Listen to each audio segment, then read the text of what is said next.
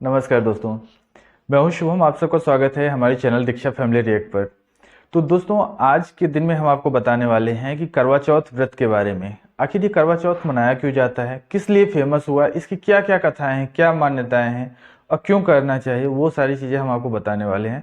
और ये कब से स्टार्ट होगा, कितने बजे से कितने बजे तक होगा, वो भी चीज़ें हम आपको इस वीडियो में बताने वाले हैं। तो दोस्तों, सबसे पहली चीज आप ये समझिए, करवा चौथ व्रत क्या है। करवा चौथ व्रत जो है ये स्पेशली एक उस टाइप का व्रत है जिसमें कोई भी स्त्री अपने पति को दीर्घायु के लिए व्रत करती हैं। मतलब कि अब उसके पति के लिए लंबी उम्र की कामना के लिए ये व्रत रखा जाता है।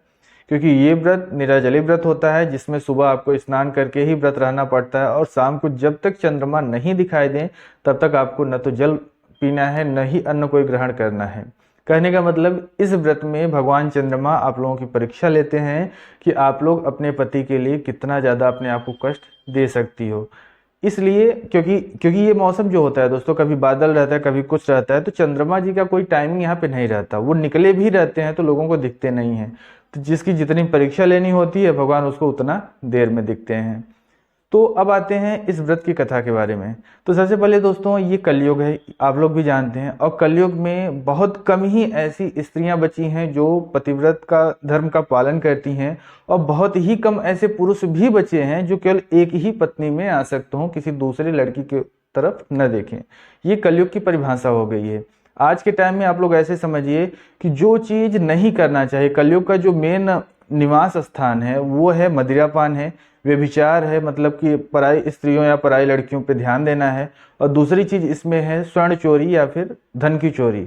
ये तीन चीजों में कलयुग का वास होता है। लेकिन आज के टाइम में दोस्तों, यही तीन चीजें जो होता है ट्रेंड हो गया, फैशन हो गया, जिसे करना ही सब लोग अपना धर्म मान रहे हैं।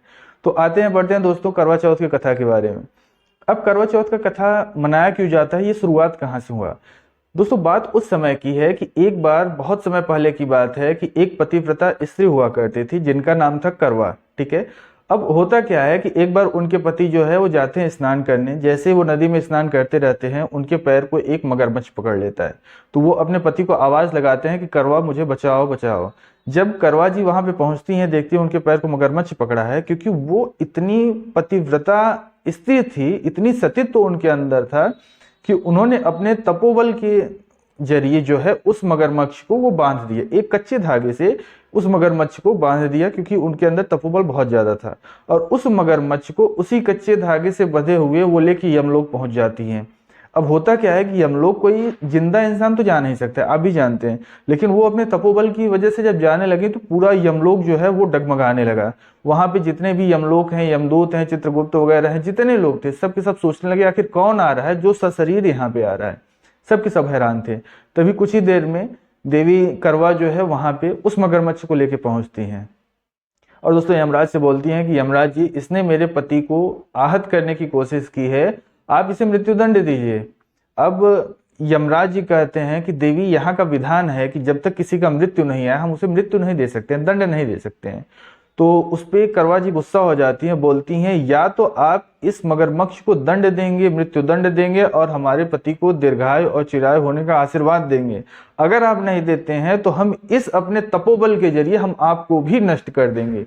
हमें इतना पता है कि अगर हमारे पति को दीर्घायु चिरायु का आशीर्वाद नहीं मिलता है तो यमराज जी आप भी सुरक्षित रहिए, मैं आपको अभी यहीं पे नष्ट कर दूंगी, ऐसा श्राप दूंगी आपको। अब यमराज जी डर गए, क्योंकि उन्हें पता था सतीत्व के क्या प्रभाव हो सकते हैं, उनके श्राप का क्या असर हो सकता है, ये यमराज जी को अच्छे से पता था। तो उन्होंने मगरमच्छ को मृत्युदंड दिया, उनके पति को चिरायु होने का आशीर्वाद दिया, और साथ ही साथ ये भी आशीर्वाद दिया जो भी आपके नाम का व्रत रखेगा, पूजा करेगा, ऐसे ही कठिन तपस्या करेगा, उसे उसके पति के सारे दुख हर लिए जाएंगे और साथ ही साथ उसे दीर्घायु होने का हमारी तरफ से आशीर्वाद भी होगा। इसीलिए लोग दीर्घायु होने के लिए माता करवा का व्रत रखते हैं। ये तो ही दोस्तों पहली कहानी। अब आते हैं दूसरी कहानी की ओर। दूसरी कहानी ये है, महाभारत काल में कहा गया है जिस समय अर्जुन जाते हैं तपस्या करने के लिए। ठीक है, जब अर्जुन तपस्या के लिए चले जाते हैं तो पांडवों पे चारों तरफ से विपदा आ जाती। कभी दुर्योधन परेशान कर रहा है, कभी कुछ परेशानी आ रही, बहुत सारी परेशानियां आ गई। तो उस समय द्रौपदी जी श्री कृष्ण भगवान को याद करती हैं और बोलती हैं कि हे प्रभु, मैं ऐसा क्या करूं कि मेरे पति के ऊपर से ये सब जो छोटे छोटे सब संकट आ रहे हैं ये सब दूर हो जाए। तब कृष्ण भगवान ने उन्हें सजेस्ट किया, बोला कि हे देवी आप करवा चौथ का व्रत रखिए, और करवा चौथ के व्रत रखने से ही ये जो सारी समस्याएं चारों तरफ से आपको घेरे हुए ये सब खत्म हो जाएगा। तो वहां पे करवा चौथ का व्रत भी रखा गया था। और अगर बात करें कि सबसे पहली बार किसने करवा चौथ का व्रत रखा था, तो सबसे पहली बार जो करवा चौथ का व्रत रखा था वो माता शक्ति ने रखा था, मतलब माता पार्वती ने भगवान शिव के लिए रखा था, भगवान शिव के दीर्घायु के लिए। हालांकि वो तो खुद उन्हीं से ही सारे उम्र सारे सब कुछ है, बहरहाल माता पार्वती ने ये व्रत रखा था भगवान शिव के दीर्घायु होने के लिए। तो ऐसे ही 2-3 कथाएं और हैं। कहने का मतलब ये है कि मेन इसका सेंस यही होता है दोस्तों कि अपने पति के दीर्घायु के लिए व्रत करना।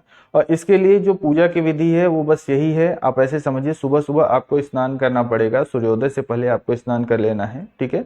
स्नान करके आपको संकल्प लेना होगा करवा चौथ के व्रत के बारे में, निराजली व्रत का आपको संकल्प लेना होगा। संकल्प लेने के बाद आपको पूरा अनुष्ठान, पूरा विधि विधान के साथ में दोस्तों आपको पूजा करना होगा, जिसमें गणेश जी का भी पूजा होता है, माता लक्ष्मी का भी होता है, भगवान शिव का भी पूजा होता है। प्रॉपर विधि विधान से आपको पूजा करना है, और व्रत का पारण आपको तभी करना है जब चंद्रमा भगवान आपको दिख जाए। तो दोस्तों चलिए चलते हैं, मिलते हैं आप लोगों के साथ एक नेक्स्ट वीडियो में एक नई कथा के साथ। देखते हैं आप लोगों का इंटरेस्ट उसमें आता है कि नहीं आता है। तब तक के लिए राधे राधे।